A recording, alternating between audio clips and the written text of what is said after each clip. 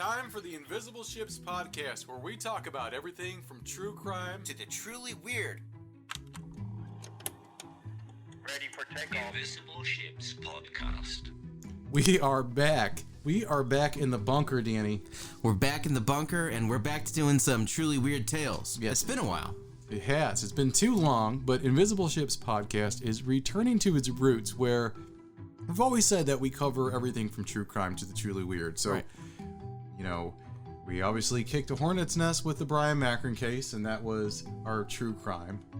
Circleville was a little bit more true crime and truly weird. But now... Right, and if you've listened to us for a long time, we started out doing the truly weird stuff. We did some of the underground conspiracy with the Johnny Gosh, and we did various different cryptids.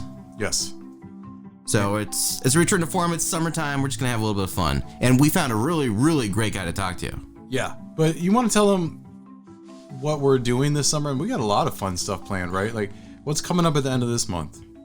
So at the end of this month, we're taking an expedition to the Ohio Bigfoot Conference in Salt Fork, Ohio. I can't wait. It's going to be really exciting, and there's going to be lots of cool speakers there.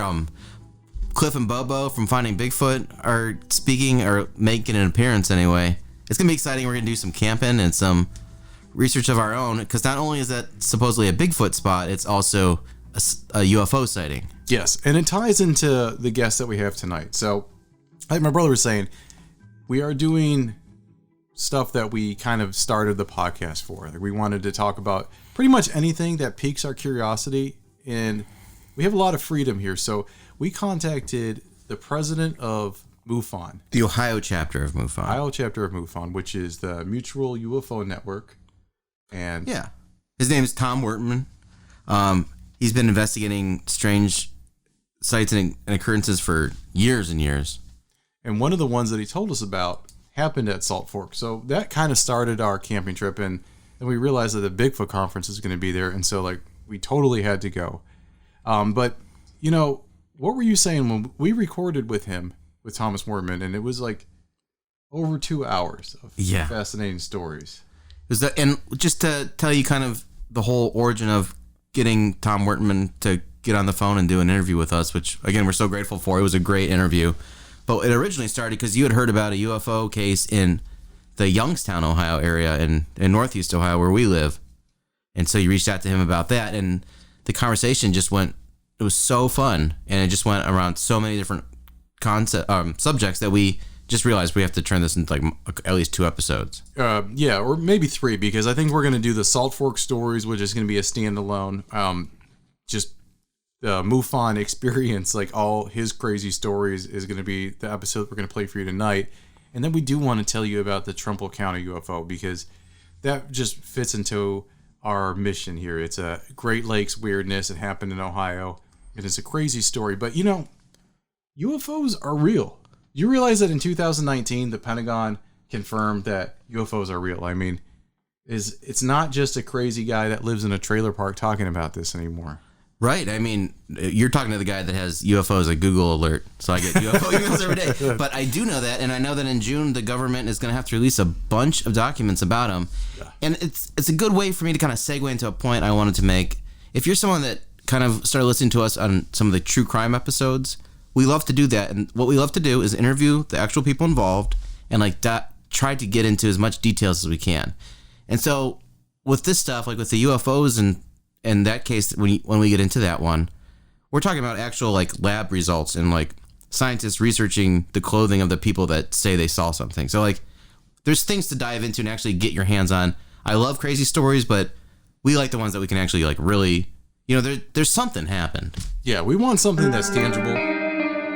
So anyway, here's our interview with Tom Wertman, president of the Ohio chapter of Mufon, podcaster, investigator, and all around just a great and interesting guy. I'm so happy that you agreed to do this. We've both been listening to your podcast, UFO Odyssey, and just kind of going through.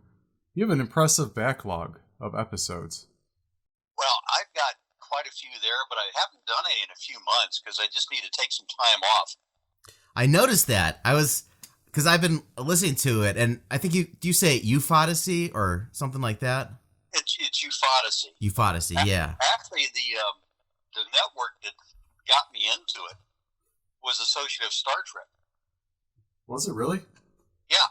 And one of the guys reached out to me and said what they do is they raise money for various charities by running their site. And I said, yeah, I can put some stuff in, but I've got an issue at home where my wife has dementia. So I just need to take and get away for a little bit. And when you do it for like a couple of years straight, and it's not just that one, but in the meantime, I've also done I don't know how many other podcasts. Well, we just recently heard you on one of our friends' podcasts, and I always say his name wrong. I'll say it. Okay. El Blanco Gigante. I'm trying to remember. I did so many the last few months, to be honest with you. I have a quick question. Do you have a background in broadcasting? Because you really have a great radio voice. Yeah, you do have a fantastic voice. Absolutely not. Really? No, I don't.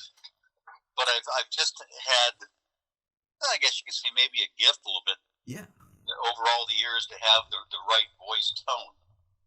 Yeah, you have very soothing voice, especially when the way that you do your podcast, it's just you talking to the audience out there. I think that's kind of a harder way to broadcast. You have to carry the whole show, but you do it really well, and I appreciate how in depth you go with the stories and just highlight the way that they were investigated.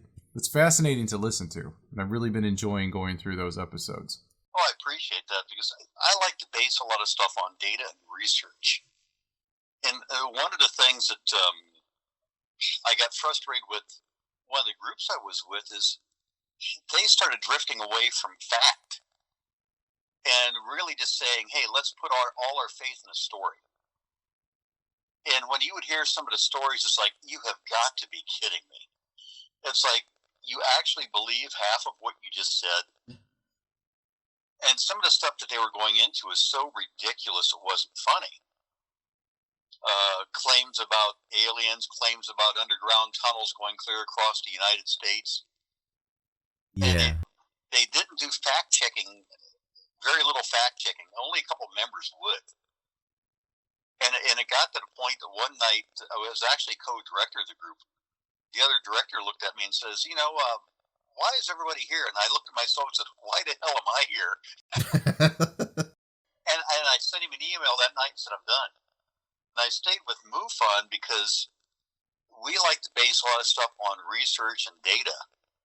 And what I did is I took all the time I was spending with the other group and actually transferred that over to doing research. Now, can you explain to anyone who might not know what Mufon is? Well, Mufon is actually one of the biggest organizations in the world as far as UFO research and investigation. The thing that Mufon does is when an individual has a sighting, they always wonder who to turn to, how to get it researched and investigated and so forth. Well, Mufon originally had everything on paper, which was a pain in the butt. That you could contact Mufon, they would get you a paper report to fill out. You'd write it all out longhand, and then what they would do is have an investigator follow up with you. And originally, you had people of all different backgrounds coming in, of no training really, other than just a high interest in the field of UFOs.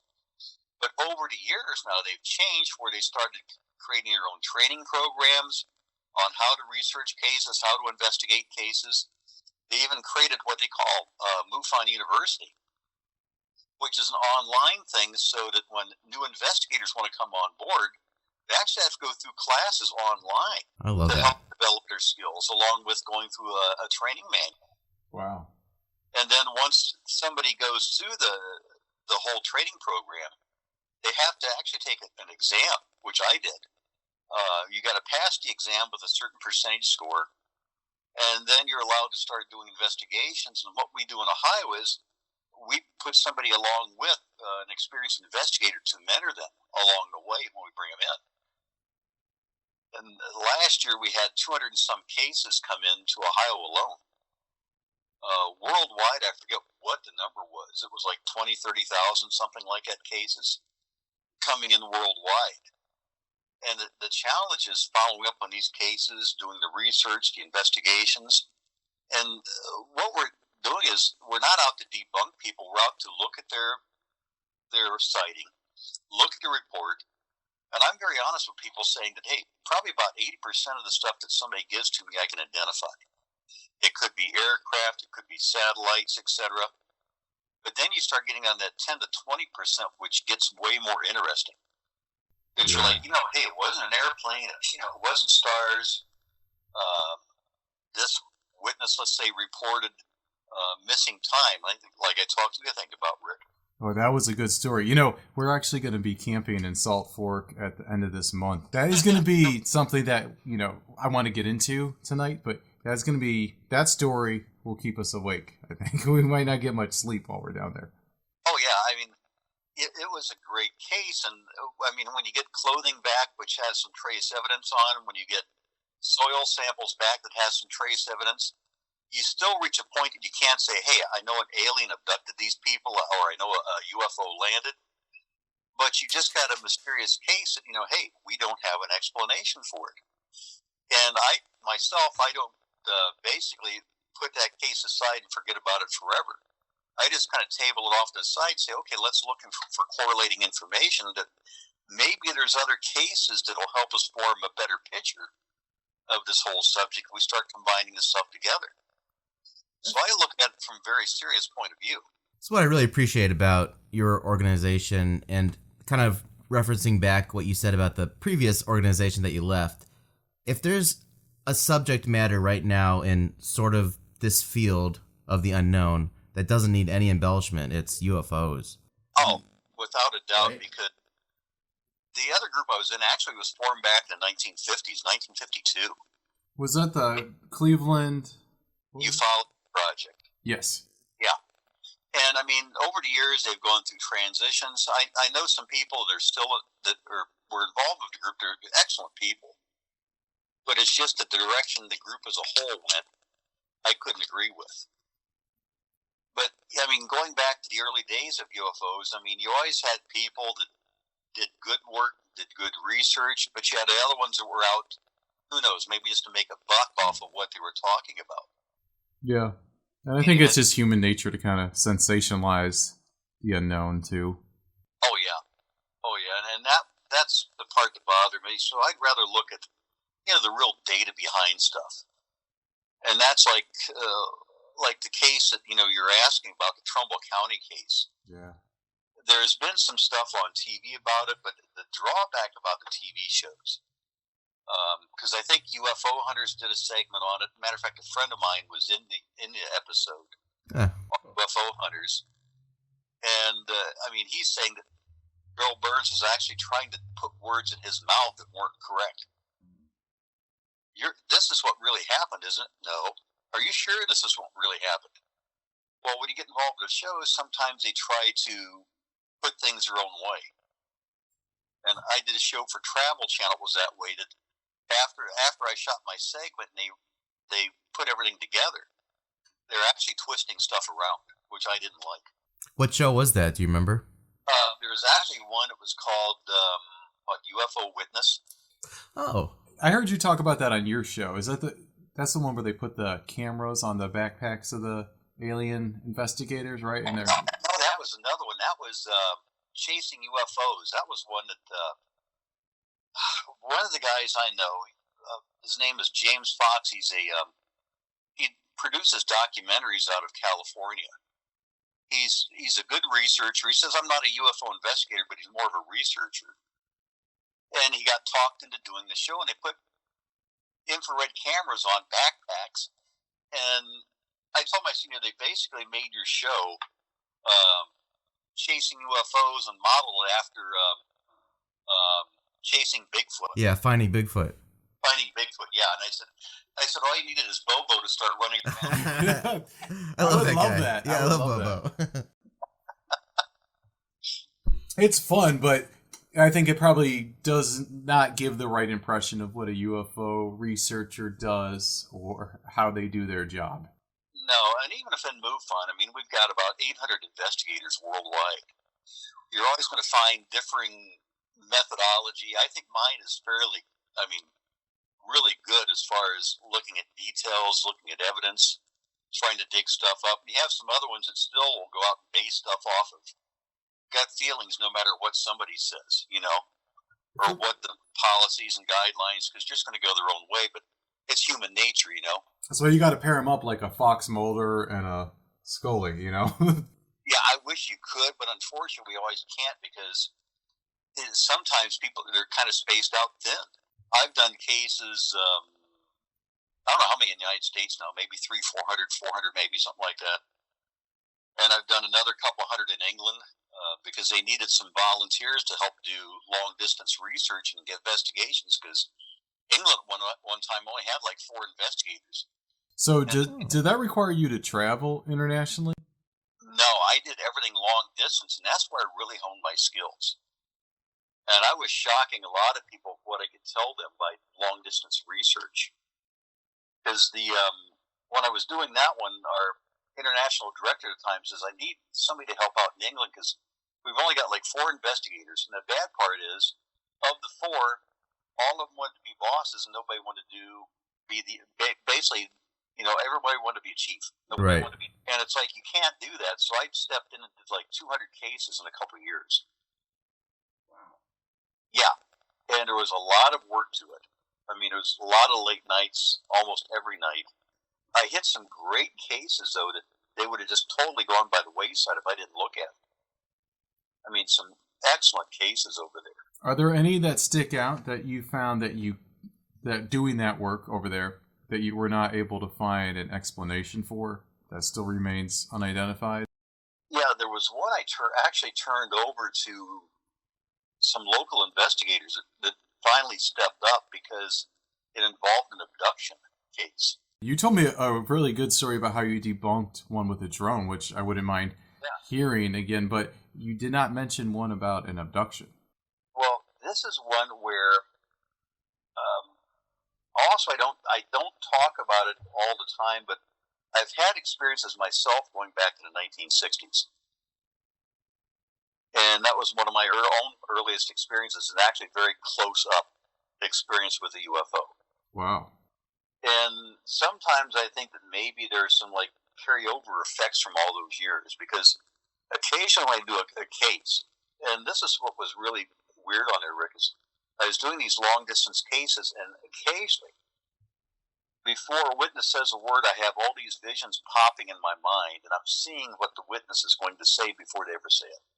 I mean, it sounds crazy. I want to sound like I'm the one coming from left field now, but I had a witness that turned the case in from England, and he said, you know, it happened when I was younger, when I was he was about 8 years old, something like that. And he says, it kind of involved missing time. I said, really? And before he says a word, I've got a vision of a car going down the road with the old hedgerows on either side, narrow road. And he says, well, what was happening? He says, my family, my dad, my mom, my sister, and myself were driving down the road going from a rural area heading towards London. And he says, we're driving down this little road. I said, and a lot of the roads over there have hedges and stuff. But he says, yeah, it has hedges and stuff on either side. We're going down the road. And he says, our car had like a little roof, like a sunroof, and it would open up. And he says, I'm looking out the roof and I see 3 objects coming from a distance, and they come directly over our car, and they're following us down the road. And I've got this vision in my mind of these objects in the car. Well, he's going down the road, and he says, all of a sudden I look at my dad. He says, but the car comes over to Bermuda Road as far as they can, and it dies. Post to a stop, and he goes, Dad, boom, his head goes over sideways, Mom's head goes over sideways. And he says, my sister, boom, she's out, standing up in the seat, basically. What? And he goes, I don't remember anything after that point. He says, finally, you know, he says, he didn't know how long it was, but he remembers kind of like waking up. He looks up, and his dad's head kind of comes back up, Mom's head comes up, and Dad just reaches up, and instinctively he turns the car back on and keeps on driving. And he says, they drive into London. He says, when they get there, Dad says they're an hour and a half late. And of course, they cannot account for the hour and a half. Happened, right. And he goes, I didn't remember the story at all. He goes, my mother told me about it because she was in a nursing home. We were watching a UFO show, and he goes, they were just channel surfing, saw a UFO show, and she goes, remember when we saw a UFO years ago when you were a kid? And he started remembering the incident. He totally forgot about it. When she started saying something, he remembered all the details. And they talked about it, and he provided me all the details, but then some really weird stuff started popping up. I mean, I felt like parts of the conversation, before he said a word, I was seeing what was on his mind. I was seeing what he was going to say next. And that was kind of really weird. It was like a direct connection there. Do you have an explanation for that? No. Other than, well, some different ones have thought just because of my own experiences. I've listened to your show, and you talk about something that happened to you when you were a child. I think you were in South Carolina. Is that the experience that you're referring to? That was the one. Would you mind telling us that? I don't think my brother's heard it. I haven't. Yeah. Well, back in the 1960s, there's actually a number of events down in South Carolina. My family moved to South Carolina when I was in the 5th grade. And in the 5th grade, we lived kind of in a rural area. It was one of the old roads out in the country where you had a few houses around you, and then other than that, it was just who knows how much distance from the other houses. Well, me and this is prior to what you may have heard on the show too, Rick. One night, we used to put telescopes out and do sky watching all the time. There's a few of us that had telescopes. We'd set them in one of the guys' driveways. We'd all come from all over and put them and just do sky watching that night. And one night I didn't show for whatever reason, and one of my buddies goes, "You should have been there last night, man." He says, "There's a UFO that landed over a hill down past your house." I'm like, "Yeah, man, they're just BSing me, They're just trying to pull the wool over my eyes, give me these stories." Well, it was after that point I started having these feelings that something was coming towards me, coming for me. And it started happening almost on a nightly basis. I started having the sleep paralysis that people hear about. Yeah. And the impression was, and I always wrote it off as kind of like, okay, it's just a childhood thing, But something was there. That something was there even in the room. I couldn't see it, but it was there. Did you have a feeling that it was malevolent or, like a bad thing? No, I didn't have a feeling it was a bad thing. It just made me nervous all the time. It kept happening. At the same time, I developed severe ulcers that I found out a few years later almost killed me. They got that bad. They were bleeding terribly. No matter what treatment they used, they couldn't get them to stop, and they were blaming it all basically on nervous conditions. And you were young, very young, like young teenager. Oh yeah, and we moved from that region after a couple of years out to even more rural area where we're surrounded by peach orchards everywhere. Peach orchards and what they called kudzu vines, which is a real heavy, dense vines on the ground. You can't run through this crap. Well, one of my buddies that I hooked up with out there, he was 2 years older than I was. And we used to joke around and go out, as we called it, hunting. He talked to me, he says, "Hey, you ever go out hunting?" "No." He says, "Well, I got a spare gun. Why don't you go out with me?" And eventually I got my own rifle. I talked my parents into it. And we started going out hunting, but really our hunting was shooting abandoned appliances, shooting anything that didn't move. Yeah, that's my kind of hunting. We had 12-gauge pumps at that point. And your parents, nobody, I guess, in the 50s or 60s worried about young kids with 12 gauges? Well, in the 60s, well, actually, my parents never knew about that. They bought me the 22 after I talked them into it. And I'm pretty sure I was 13 when I got the 22. But they didn't know about the 12 gauge. So we're going up. My buddy says, "Hey, let's go out on a nice sunny, like a Sunday afternoon." I'm pretty sure it was Sunday afternoon. We went out hunting. We went back through like the peach orchards. We're going back to the woods. We're going deeper and deeper into the woods. And you could go a couple miles out there without really hitting another house once you start going way back in. We started going deeper into the woods, and he started freaking out. He goes, you hear anything wrong back here? No. He says, well, that's the problem. I don't hear anything. That's what he's talking about. He says, there's no sound anywhere. And we stopped, and I started listening. There was no squirrels, he was right. No birds, no nothing around that whole area. And he goes, there's a swamp woolly back here. I said, swamp woolly? So what's that? And he started describing basically Bigfoot. I'm like, yeah, right, man. You're just trying to scare me. It's a campfire story. I got a 12 gauge. I ain't afraid of no Bigfoot, And the reality was I'd thrown the damn gun down and ran out of the woods. That's the truth. But the ironic part is instead of going out of the woods, he started going deeper into it. And he started getting more scared the whole time, freaking out. He was just getting really nervous. And I looked up as we're walking deeper into the woods, and I see UFO hovering directly over the treetops. It was kind of like a silver disc.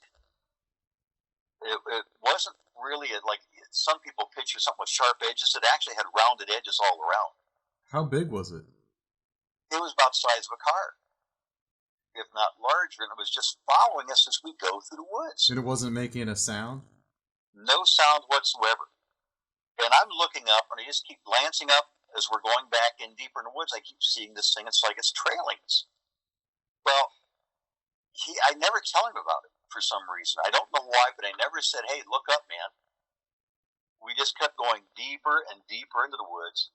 He starts picking up speed, even starts getting more scared. And eventually we got to a point that he's basically running through the woods. We eventually hit this tar-covered road that was like spray-on tar they'd put on, because that's how rural it was at the time. We hit this road. We knew where we were at. We said, okay, let's walk the road back. We're not going in the woods. And the minute he hits the road, he says, man, you see that big white owl standing in front of us back there? So what the hell are you talking about, a big white owl? He said there was a big owl, and he's holding his arms out like 4 feet high. It was standing in front of us, had these huge eyes on it.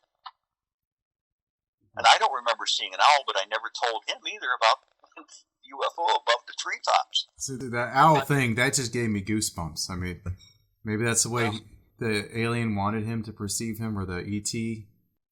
Well, that's the thing. Creepy. And then last maybe like 10 to 15 years, stories have come out about the owls being associated with UFO events.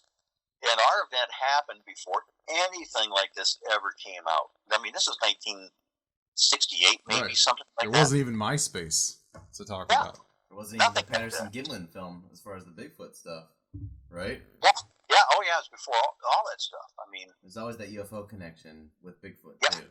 Yeah. That's it. So we're walking back, and the whole way back he kept talking about this owl, the owl, the owl, the owl. And I don't remember. But I never told him, even after that, about the UFO that was above us the whole time. Why do you think? Was it just a block in your mind at the time, or it's just too far to remember? Well, that's what I think part of it was, is something was trying to, either maybe create a image in our mind that wasn't as fearful looking, scary looking. You create an owl, I mean, how many people are going to be afraid of an owl? Right. And not think about the fact it's 4 foot tall, You know what else, though? Not to get too far off topic, I've had some paranormal experiences, nothing big like this, but I think there's part of your rational brain, if you're seeing things that you can't explain, you can't accept, it gives up. It just doesn't know where to file it or what to do with it, so you just you have to move on, and it just kind of gets lost in your memory. And it was after that, that's when it really started picking up the sleep paralysis events after that point. We also had a run-in with, now people would say it's the Men in Black. Oh, did they come after this? Well, we had a car start showing up every night, driving by our houses. We lived across from each other. He had this great big old rural farmhouse across the road. They kept coming by about every night. And then he would start pulling in not his drive, but my drive, shining lights right in our house. And nobody would ever call the police on him. Well, it was an old Ford Galaxy. And this was before, again, the old the Men in Black movies ever came out doing that type of stuff. I mean, this was way back before then. It was a black car, a black galaxy. It was a black Ford Galaxy. Yeah. I'm not kidding you. Had to be a black galaxy. Then one night we decided to walk up to a gas station up the road and get a soda. It was the only thing we could really do back then. So we said, hey, let's go up there. It was dark, already after dark. So we walked about a half a mile down the road to the local gas station. The only thing that was there. Got a soda. We're walking back, and we're probably about 3/4 the way back when we hear a car coming behind us. We turn around and look. There's no lights. Well, this was, again, basically a tar-covered road. We see the outline of a car in just kind of like the ambient lights, so we're like, let's get the hell off the road, man. We run off the road, we go up into some of the vinage, and finally get back into a peach trees. The car comes down, swerves up the berm of the road, up as far as it can in the peach orchard towards us, then goes back on the road and zips off. I mean, scared. He's trying to kill you. Oh, yeah. Well, here's the thing I found out since I've talked to you under it. I was trying to track my buddy down for years that I hung out with back then, and I kept hitting dead ends everywhere except 2 weeks ago. I found out a few years after I left, he was run down and killed by a car. You kidding? No. He was on a motorcycle and somebody ran him down. That's very spooky. Did they ever, find the person that hit him, or? Not that I don't know. I haven't gotten that far yet. I bet you they didn't. I bet you it was a hit and run. Black Ford Galaxy, maybe. That was unsolved hit and run. But I'm sorry about your friend. It just got me when I came across him. Like, holy shit! And you're pretty out there. You know what I mean? If they were still looking to silence you, you're outspoken about this phenomenon, and it almost sounds like you were marked maybe more by the UFOs than the Men in Black, because it was following you across houses. Well, and after that point, even when we returned back to Ohio after like 1969, I still had experiences going on, and there's even ones to this day that say there's things going on the paranormal side. So you started experiencing paranormal stuff after the UFO encounter? Well, I've had, I don't know how many cases now, half a dozen cases where I've been able to visualize everything that's in the witness's mind before they say a word. And his cases seem very strong, but what was really weird is I got called in to do a investigation on a reported Wright-Patterson autopsy witness. Yeah. And Mufon sent me in directly for that. They didn't even tell, it was before I was state director, they didn't tell the state director what I was doing that night. Wow. They had no clue what I was being called out to do. That's like a primo investigation. Yeah, and only two people in Mufon knew what I was doing. So I went out and interviewed a witness. And it's one of those cases where at the end of the day, you got a good story, but no concrete evidence behind stuff. Yes, he could prove he was there. Yes, he could take and name certain things out, but there's still things that left a doubt. But what was really weird about it was I go out and meet a guy and his wife in a restaurant because they wanted to be in a public place. And he goes, I introduced myself, and his wife looks at me like I am just like something she can't identify. And she's just looking at me and looking at me and looking at me. I can't put a finger on it. Well, we go ahead and do the interview for like a couple hours. And once I'm done, she gives me a really weird look again. I said, I can't help but say something. I said, you're giving me a very strange look. And before she says a word, he goes, well, my wife is a psychic. Well, anybody can say they're psychic. And, there's a lot of people out there who claim to be. And she, excuse me, she looks at me and says, you've got a very weird aura around you. She goes, I've never seen any aura around your body in my life like this one. And she goes, I'll just tell you one thing, they're not done with you yet. And she goes, I said, what are you talking about? She goes, you know what I mean? They are not done with you. I said, who? She goes, them. and you know who they are. Did that terrify you when you heard that? Well, it kind of freaked me out a little bit, I got to be honest with you.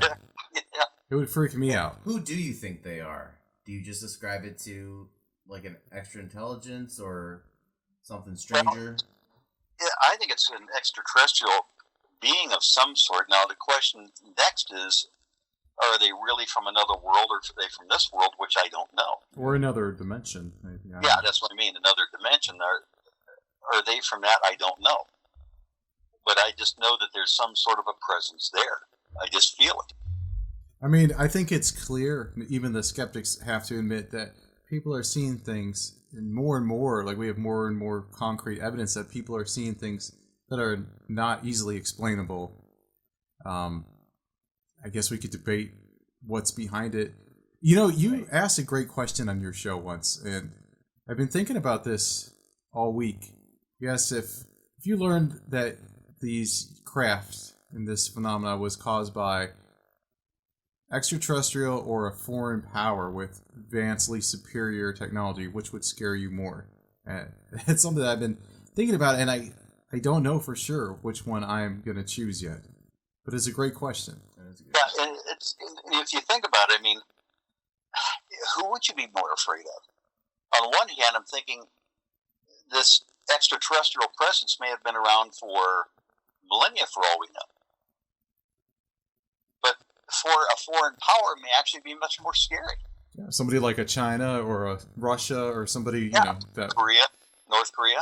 That would be very scary, because we kind of know how they would use it. Like you said with the ET, if it's them, and they may have had this technology for thousands of years, they haven't really used it against us, so maybe... Right, but like you, in the beginning of our talk, you were saying how you get these reports and you can kind of diagnose like 80% of them right away. Yeah. And then there's that 20%, and then in that, I bet 15 to 18% of that is like, you know, the Defense Department has something that even the Navy doesn't know about yet, and that's out there. But then there's that like 5% that, I mean, if China or Russia or something had this technology for the past 100 or however many years that we have of modern sightings, like, why haven't they done anything with it? Yeah. That's what hangs me up. I don't think it could be, honestly, another nation. I mean, maybe some of the drone sightings, like, you know, you were talking on one of your episodes about a video that you watched in China, or they had swarms of drones. Like, that could be government technology. Yeah, and I think when you're getting into like the drones and stuff like that, I think, you know, that's our technology. But like the Tic Tac video, you know, like the way that's moving, no one knows how to do that. Yeah, we don't understand the physics or how to break the sound barrier without causing sonic booms. Like no nation has jumped that far ahead of everybody else without anyone else knowing about it. Under the control of that nation right now. Yeah, and one of the things about like the Tic Tac is reported also went underwater. Yes, well, you hear that a lot. Here you've got a craft which can travel through multimedia. It can go in the air, it can go through the water, and reportedly, I mean, there were things that it was going at high speeds underwater. And remember, the Navy video shows no heat signature, no visible means of propulsion, no wings to create lift. So none of that sounds like anything that any nation state has developed, or even really that we know they've experimented with. You're right. And I was talking to one of my friends, who actually we met through a case he turned in. He was from Canada. And he was actually in the Defense Department in Canada.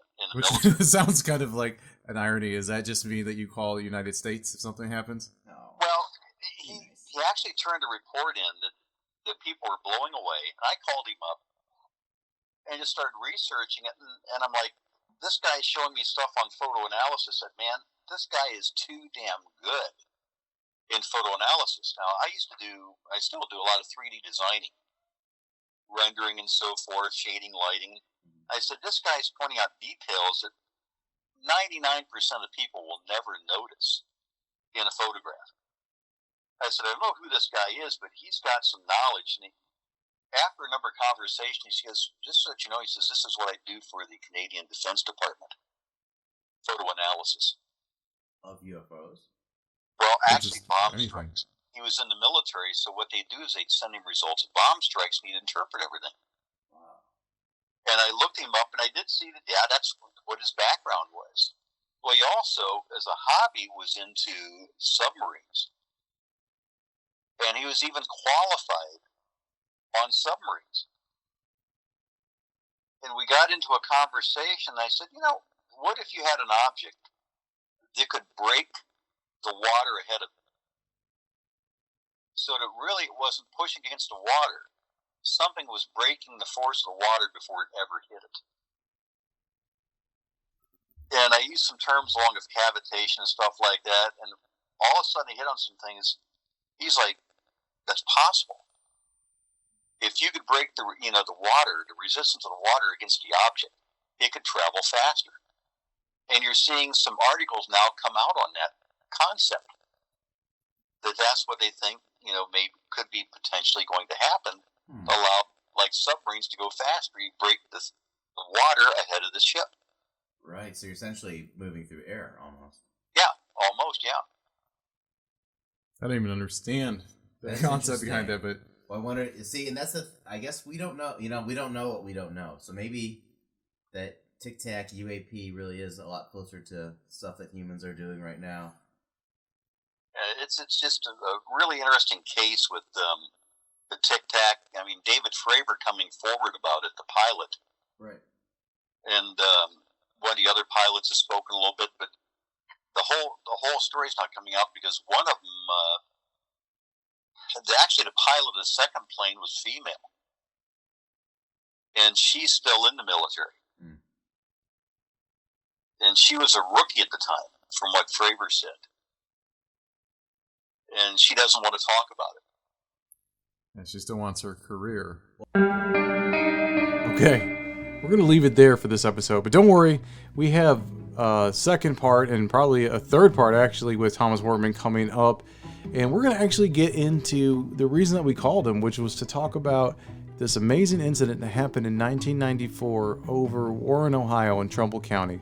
One of the best documented UFO sightings. Yeah, no, it's definitely worth a listen. This whole conversation is just so fun and interesting.